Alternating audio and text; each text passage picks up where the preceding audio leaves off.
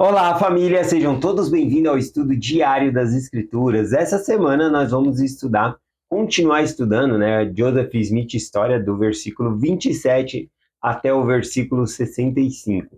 E também temos a designação de estudar doutrina e convênios. Bom, eu vou começar hoje com doutrina e convênios, porque só é 3 versículos, tá bom? Então a gente estuda esses 3 versículos hoje.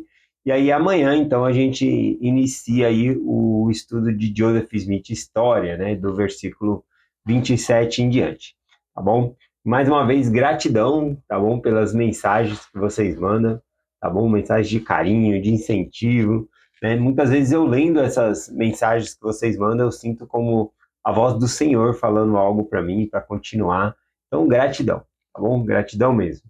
Vamos lá para o nosso estudo aqui, então. Doutrina e Convênios, seção 2, do versículo 1 ao 3, né? Só 3 versículos aqui. No versículo 1 diz assim: Eis que vos revelarei o sacerdócio pela mão de Elias, o profeta, antes da vinda do grande e terrível dia do Senhor. Bom, essa sessão aqui, né, é bem uma parte que o anjo Moroni tinha falado com Joseph Smith. E também se encontra em Malaquias, capítulo 4, tá bom? Só que aqui, né, quando é citada aqui em Doutrina e Convênio, ela tem umas nuances, algumas diferenças de palavra, tá bom? Então, por exemplo, aqui fala sobre enviar o sacerdócio pela mão de Elias, tá bom? Então tem esses detalhes aqui que o próprio anjo Moroni tinha falado também a Joseph Smith, que é o que a gente vai estudar no começo dessa semana aqui, tá bom? Então aqui o primeiro versículo fala: Eis que eu vos revelarei o sacerdócio pela mão de Elias, o profeta. Aqui é interessante quando fala Elias, o profeta, é porque existe outros Elias, tá bom?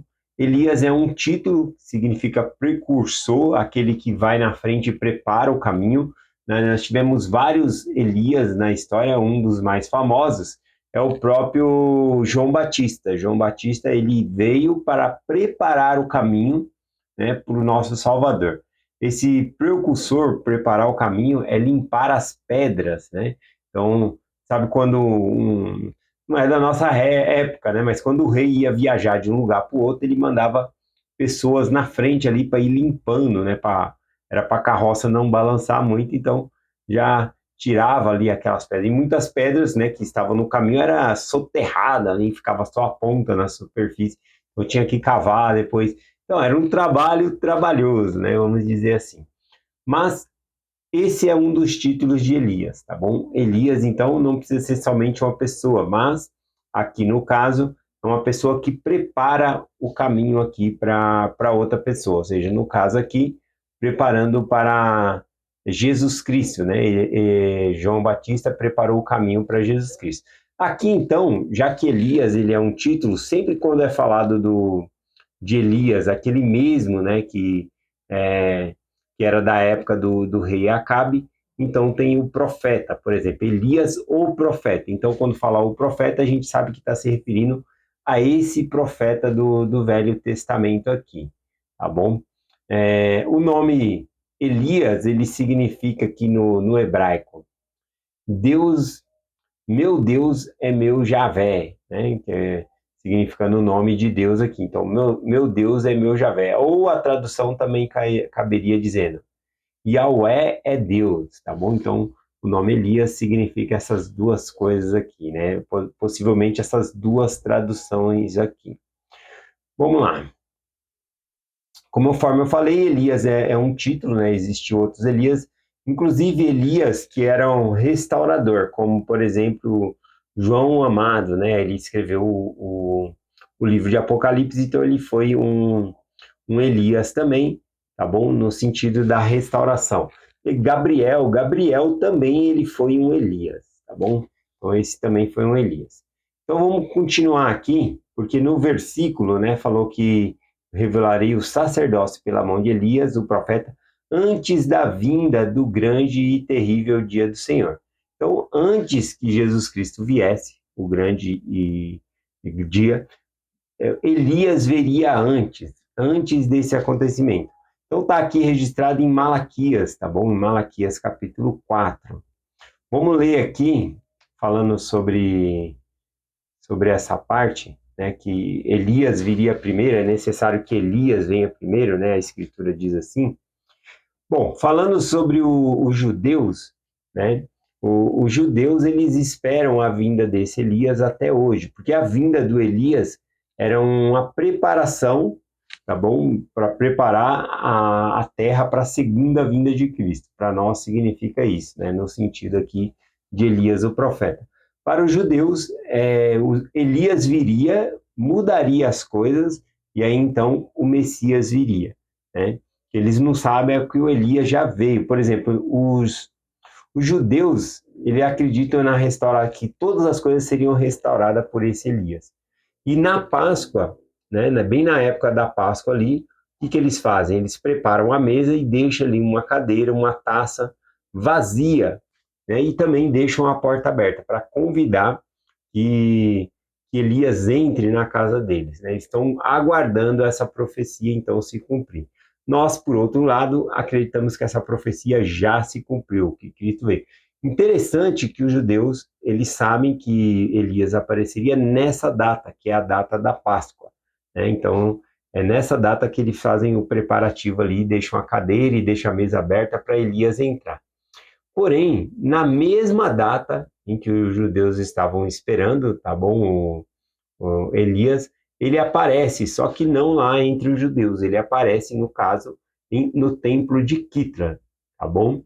Isso está na seção 110 de Doutrina e Convênio. A gente vai falar um pouquinho mais sobre isso aqui.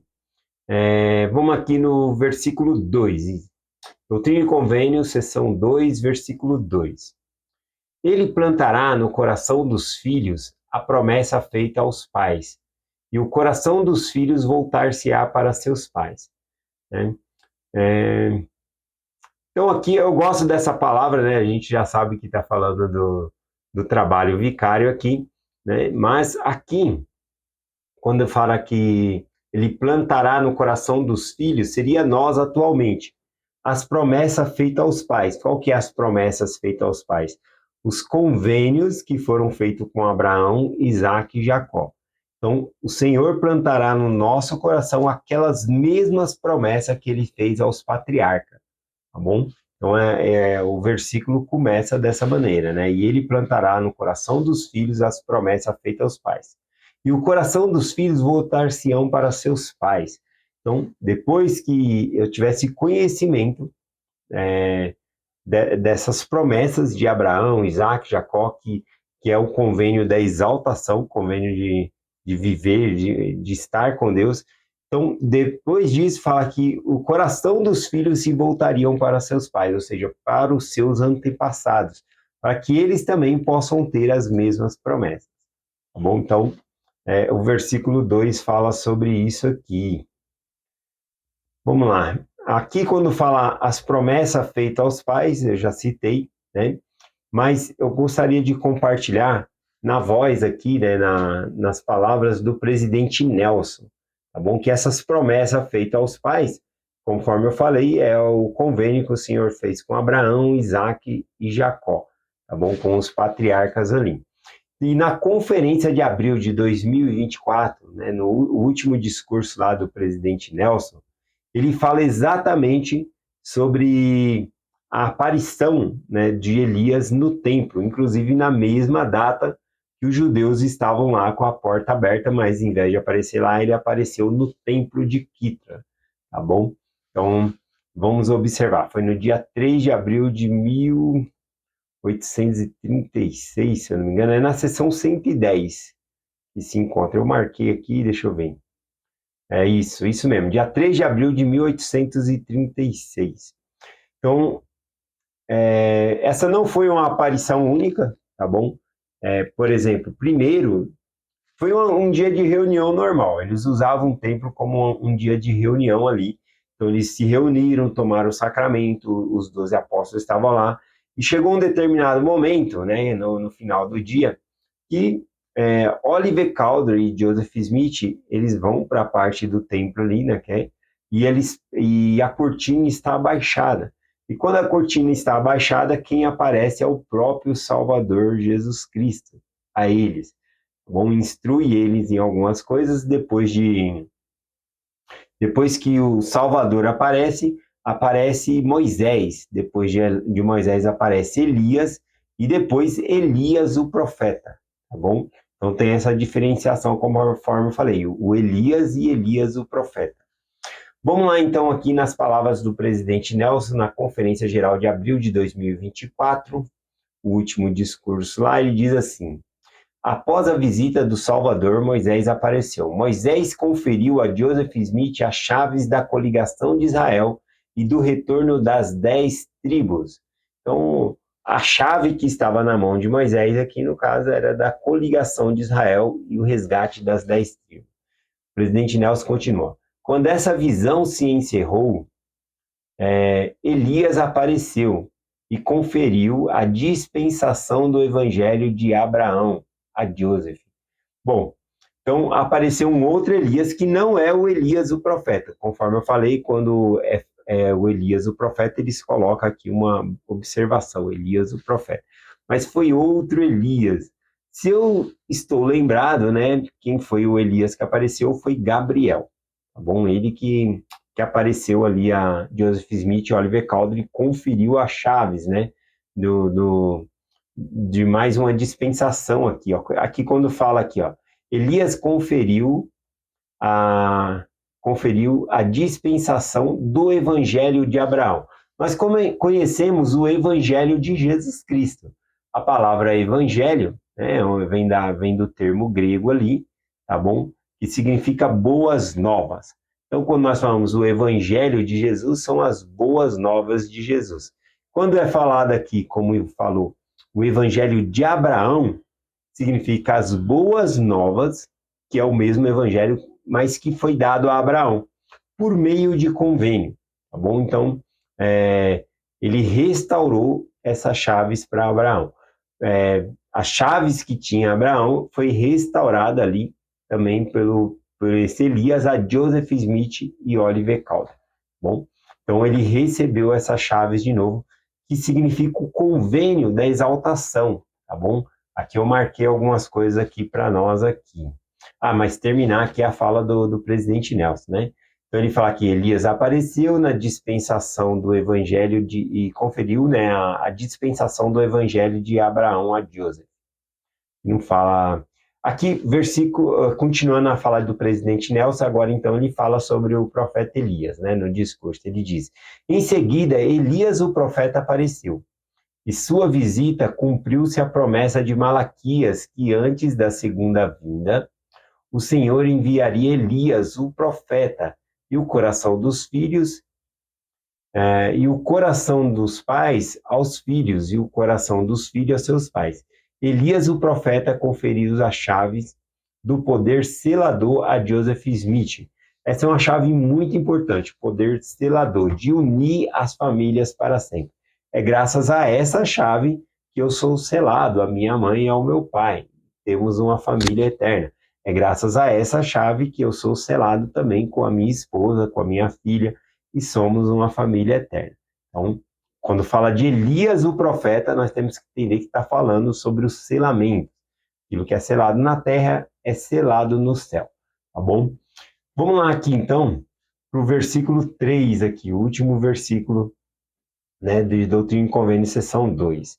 Diz assim: se assim não fosse, toda a terra seria completamente devastada na sua vinda. Ou seja, se não tivesse voltado Elias, o profeta, e conferido a chave, tá bom? A chave de ligar o coração dos pais aos filhos, né? Ou seja, de haver a coligação de Israel também do outro lado do véu. Tá bom? Se ele não tivesse vindo, aqui diz que toda a terra, né, seria devastada. Tá bom? Aqui eu peguei o sentido, né, dessa palavra aqui, devastada, tá bom? Ela faz mais sentido aqui dizendo, ó, devastada significa que destruída, arrasada. Primeiro deixa eu explicar o termo, né? Por que a terra seria, ou até mesmo o termo desperdiçada? Eu acho que é um bom termo aqui. Por que que a terra seria desperdiçada na segunda vinda de Cristo? Porque muitas pessoas poderiam fazer convênio com Deus, tá bom? Aqui na Terra. Porém, existe um número muito maior de pessoas que partiram dessa vida sem fazer um convênio com Deus. E se essas chaves do profeta Elias não tivesse sido conferido, não dava para fazer essas ordenanças por antepassados, unir a geração passada com a geração presente.